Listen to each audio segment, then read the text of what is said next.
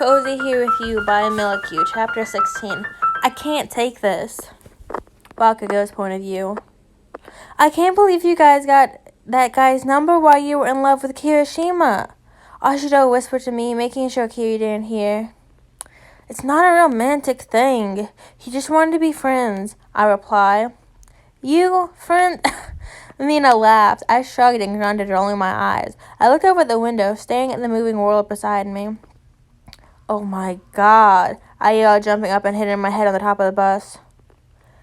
Sit down, sir, please, driver said, looking at me in the mirror. I felt the back of my chair and screamed in my hands, looking at the bottom of the chair in front of me. What? Mina said. I opened my mouth to respond, but all that came out was air. Before I leant back in my chair again, I put my hand over my eyes. Damn it. Good night, Eijiro yelled, running off away from me into her room. You said I could stay in your room tonight.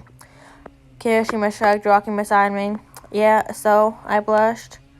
Can I still? He asked, his cheeks showed red. I nodded, trying not to look at him. Come on then, Happy Hair, let's go, I yelled quietly. He nodded and grinned, showing his teeth as we walked to my room, my key slipping into the lock and unlocking it quickly. Do you want to get your pajamas or wear mine? I asked under my breath. Can I wear yours? He asked in response. I nodded, my face heating up, and slapped my hand over my mouth to stop myself from screaming. Whatever you want. I don't give a crap.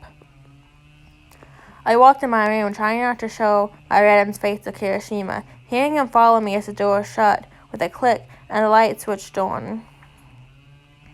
The warm golden light lit up the room.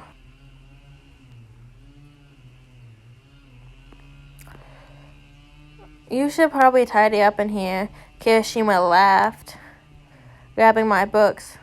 My eyes shot over to him and I noticed that he had picked up the red notebook that I drew Kirishima in all day. Don't touch that, I screamed, clenching as I realized how suspicious I was being. What? Why? What is it? He paled, shoving open the front cover. Luckily, it was an empty page. That's my diary, I yelled, snatching it off of him. Oh, dude, I'm sorry. I thought it was going to be pictures of me and the squad. He laughed. I gulped and put the notebook on my desk, quickly kneading it up and straightening it up. Dude, why is your bed so messy? He laughed, fisting the blankets on my bed. I blushed and pulled open my drawer, searching for a comfortable hoodie to fit him.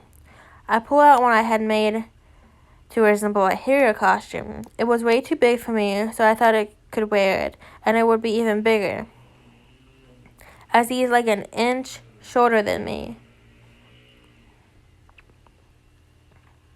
I walked over to Kirishima, who was picking up my clothes and putting them in the basket. Ever since I fared for Kiri, I spent most of my nights staring at pictures he sent me of him. Us, the Bakugos squad.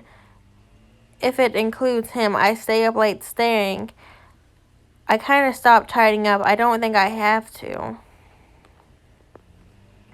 Here, I said in an angry-ish tone. Thanks, bro, he said, deciding to get changed right in front of me. He removed his shirt and pulled out the large hoodie over his upper body.